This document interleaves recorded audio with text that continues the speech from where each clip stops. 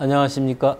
민하협 제3차 통일정책 포럼 사회를 맡은 민하협 정책위원장을 맡고 있는 김성민입니다. 코로나 시국 때문에 어쩔 수 없이 온라인상으로 토론을 하게 되었습니다.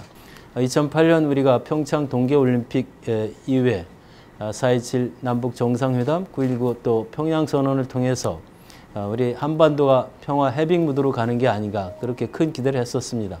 에도 불구하고 최근에는 또 경색 국면으로 가고 있는 것 또한 사실입니다. 우리 최고의 전문가 세 분을 모시고 이러한 난제를 어떻게 극복할까 하는 것에 대한 토론을 하고자 합니다. 김동엽 교수님 모셨습니다. 예, 반갑습니다. 정의당 한반도 평화본부장을 맡고 계신 김종대 전 의원님 모셨습니다. 안녕하세요. 한국국방연구원의 최금 연구원을 맡고 계신 존함훈 박사님 모셨습니다. 안녕하십니까. 결국은 우리가 가야 될 길은 대단히 이제 앞으로 험하고 어려운 오르막일 거라고 생각하고, 저는 현재 남북 관계가 밑으로 떨어지는 국면이라기보다는 정말 험난한 오르막길 앞에 선 것이 아닌가라는 말을 해드리고 싶습니다. 어렵다는 데는 다 의견을 같이 하실 거라고 생각이 됩니다. 저는 분명히 어떤 평화의 기회의 창문은 한 번 열릴 것이다. 올해 안으로 한 번은 열릴 것이라고 강력히 희망하고 또 전망을 합니다. 수없이 굴곡이지고 기나긴 여정 속에서 우리가 수없이 많은 반전의 역사를 거쳐왔던 이 남북관계는 절대로 어떤 극단적인 상황으로 추락해가지고 이제 파국을 맞이하는 어떤 그런 상황이라기보다는 또 다른 어떤 조정을 거쳐서 새롭게 어떤 전면에 대화의 광장에 나오게 되는 그러한 순간을 준비하는 기간이라고 기대하고 있습니다. 우리가 가일층 분발할 때라고 생각합니다. 제가 생각하기에는 사실은 단기적으로는 좀 좋지 않은 관계가 좀 지속될 수밖에 없다고 생각을 합니다. 사실은 신뢰 문제를 들고 나오기 때문에 좀 쉽지 않은 것 같고요. 북미 간의 비핵화 문제랑 연계가 돼 있기 때문에 사실 남북 관계만 혼자 가기는 쉽지 않은 상태다. 저는 일희일비할 필요는 없다고 생각합니다. 저희가 앞으로 노력을 한다면은 다시금 좋은 관계로 갈 수 있는 터전을 만들 수 있지 않을까 판단이 됩니다.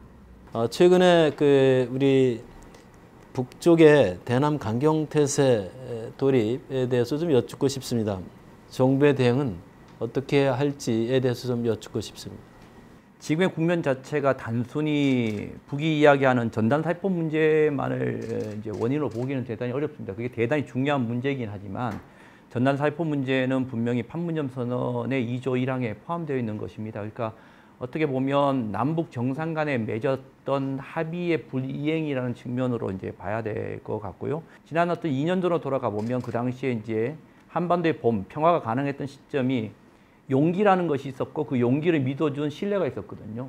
결국 용기가 사라졌고 신뢰가 없어졌다는 측면으로 저는 볼 수 있다고 생각을 합니다. 이 하노이 노딜이라고 표현하고 있는 그 이후에 북한이 갖고 있었던 남쪽 정부에 대한, 우리 현재 남쪽에 대한 그 누적된 어떤 불만과 불신들의 이제 원인이 있다고 보고, 북한 입장에서만 놓고 본다면 북은 남을 믿고 소위 말해서 그 하노이와 싱가포르를 갔음에도 불구하고 뭔가 얻은 게 없고 대단히 시간을 낭비하고, 그것이 김정은 입장에서 놓고 보면 정권의 대단히 어려움, 트라우마까지 겪었다고 이제 보고 있는 거죠. 대단히 정교하지 못했던 측면이 있는 것 같아요. 그러니까 남북이 맺었던 합의사항을 이행을 단순히 말뿐만 아니라 세세한 북면까지 뭔가 이행을 하려는 어떤 실질적 행동에 대한 노력이 좀 부족하지 않았는가라는 측면이 있고요. 또 한편으로 놓고 보면 또 그것뿐만 아니라 단순히 남북 간의 합의 이행뿐만 아니라 사실 어쩌면 북미 간의 어떤 그 관계에 있어서 생길 수 있는 한미연합훈련에 대한 중단 문제가 지속적으로 또 거론되어 있다는 측면에서 보면 우리가 이 2018년 시작된 평화라는 이런 어떤 분위기를 지킬 수 있는 충분한 어떤 안전 장치를 우리가 마련해 놓지 못한 결과가 지금 나타나고 있는 것이 아닌가라고 생각을 하고 있고, 우리 정부가 이런 어떤 전단 살포 문제에 대한 어떤 적극적으로 대처하고 있는 것뿐만 아니라 단순히 이 문제만 해결된다고 지금 이 국면은 해결되지 않는다고 봅니다. 남북 정상 간에 맺었던 합의 이행에 대한 전반적인 문제와 거기에 플러스해서 한미 군사훈련에 관련된 문제가 분명히 이 안전핀이 존재해야 된다는 측면에서 이러한 것에 대한 어떤 나름대로 우리 정부의 가시적인 행동, 적인 조치 이런 것들이 있어야 되지 않을까라고 생각을 합니다. 많은 국민들께서 이 군사 합의가 이제 백시화된 거 아니냐, 무력화된 거 아니냐, 파기된 거 아니냐 이런 어떤 의문들을 많이 갖고 계시지만 절대 그렇지가 않습니다. 이 군사 합의, 9.19 군사 합의는 살아있는 합의입니다. 사실 9.19 군사 합의는 정전협정 이래 최초로 남북한 간의 어떤 군사력의 운용 차원의 통제를 합의한 저는 유일한 규범이라고 생각을 합니다. 비행금지 구역을 설정을 하고 해상훈련을 금지하고 또 전방 지피를 철수하고 이런 그 여러 가지 어떤 평화 조치들이 정전협정 이래 과연 이렇게 합의된 적이 있었는가? 저는 어떤 면에서는 이 군사 합의는 규범적 가치로서는 비록 미완이라 할지라도 매우 높은 수준의 합의를 이루어냈고 또 지금도 살아서 작동하는 합의다. 북한이 근자에 이르러 가지고 단거리 발사체를 많이 발사했습니다만은 그 발사 방향이 과거에는 이제 우리 동해 쪽에 인접한 지역으로 또 많이 발사하고 비행을 했다면은 이제는 저기 북동 방향으로 이렇게 피해서 발사를 하거든요. 그런 이유도 바로 그 비행 금지 구역이라든가 또 여러 가지 어떤 그 합의서에서 합의한 그 취지를 존중하게 하다 보니까 비록 군사 도발을 하더라도 과거와는 분명히 다른 양태를 보여지고 있고 또 몇 번 북한은 이 군사 합의서를 파기할 수도 있는 협박을 했습니다. 특히 서해 일원에서 뭐 포사격을 한 것으로도 알려지고 있고 또 김정은 위원장이 이걸 독려하고 참관까지 했다는 이야기도 나올 때 우리는 혹시라도 이게 흔들리거나 파기되지 않을까 하는 염려를 했던 것도 사실입니다. 그러나 지금에 와서 보면은 그 서해 포의 덮개가 여전히 밀봉이 돼 있고 또 북한의 어떤 그 일대 민감한 수역에서 특이한 군사 동향이 아직까지는 관측이 되지는 않습니다. 이것도 다 군사 합의서의 힘입니다. 그러니까 규범으로서의 가치는 아무리 남북 관계가 흔들리고 또 여러 가지 어려운 상황을 맞이하고 있다 하더라도 그 규범 그 자체로서의 또 생명력이 있는 거거든요. 이제 남북 간에도 누가 먼저 군사 합의서를 파기했다고 선언할 것이냐 하는데 서로 상대방에게 책임을 전가하지 자기는 파기하겠다고 이야기를 하지 않습니다. 바로 이 군사 합의를 한 데서 나오는 어떤 그 규범의 힘이 아닌가. 사실 우리나라는 이제 정전 체제에 있습니다만은 전 세계 여러 나라가 불가침 조약도 맺고 평화 협정도 체결하고 했습니다만은 대규모 전쟁을 재발을 막은 협정은 전 세계 한반도 정전 협정이 거의 뭐 유일하다고 해도 과언이 아닙니다. 그만큼 이 정전협정의 탁월함은 비무장지대를 설정해서 완충구역을 운영해 온 데서 저는 그 성공의 요인이 있다고 보는데 그것이 군사합의서로 인해 가지고 조금 더 수준이 높게 조금 더 진일보하게 이 완충구역이 더 안정적으로 유지될 수 있는 규범 하나를 더했다. 그런데 군사합의서는 이 자체는 하나의 과정입니다. 이게 완성된 형태가 아니라 이후에 군사공동위원회를 남북 간에 구성을 해가지고 더 세부적인 조치를 이행하기로 했던 거거든요. 그게 완성태인데 이루어지질 못했습니다. 그러다 보니까 이것도 매우 불완전한 어떤 협의에 불과하고 많은 도전을 받고 있는 건 사실입니다만은 기존의 정전 체제에다가 자꾸 이렇게 새로운 규범을 얹어나가고 축적하는 과정이 종국적으로는 평화로 가는 길이고 평화 체제를 구축하는 길로 가는 하나의 디딤돌인 거거든요. 그런 점에서 우리는 이 군사합의서가 지금도 한반도의 안정을 지키는 저는 중요한 축이라는 점에 있어서 평가를 해야 된다고 생각이 들고요. 다만 앞으로 이 군사합의서에서 정한 적대행위 금지라든가 또 여러 가지 남북한 신뢰 구축, 운용적인 군비 통제를 하기 위한 이후의 후속 조치 과정들이 지금은 전부 괄호 속에 들어가서 보이질 않습니다. 이것이 시행이 안 되고 있어요. 이 부분이 북한이 현재로서는 남측에 가장 강하게 압박을 해 들어오는 요인이라고 생각합니다. 지금 뭐 금강산 관광, 개성공단 이런 걸 제기하는 문제도 북한으로서 많은 관심을 갖고 있겠지만 그것보다도 안전보장에 관한 문제를 먼저 북한이 우선시하고 있기 때문에 결국은 이 군사합의서에서 앞으로 한미연합 군사훈련이라든가 또는 군사교류라든가 또 이외에 더 어떤 군사적인 안정을 기할 수 있는 논의들이 이루어질 수 있다고 저는 생각을 합니다. 지금 상황이 비관적이라 하더라도 이 합의서 자체를 우리가 계속 발전시키고 더 확대 강화하겠다는 어떤 이런 정책적인 비전, 저는 이거 이제 군비 통제 영역이라고 보는데 그런 부분들이 앞으로 군사 합의를 계속 진화시키는 하나의 경로를 창출해낼 것이다. 그런 희망을 가져봅니다. 북한에 대한 대북 제재가 상당히 장기간 이어지고 있는 것이 사실입니다.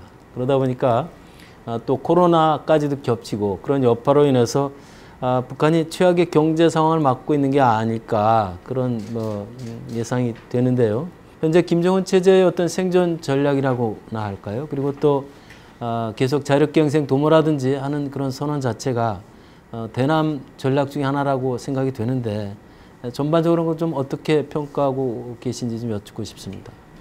네, 많은 사람들이 얘기할 때 북한의 경제가 사실 수수께끼다 하는 얘기를 많이 합니다. 왜냐하면 지금 오랫동안 대북 제재가 계속되고 있고요.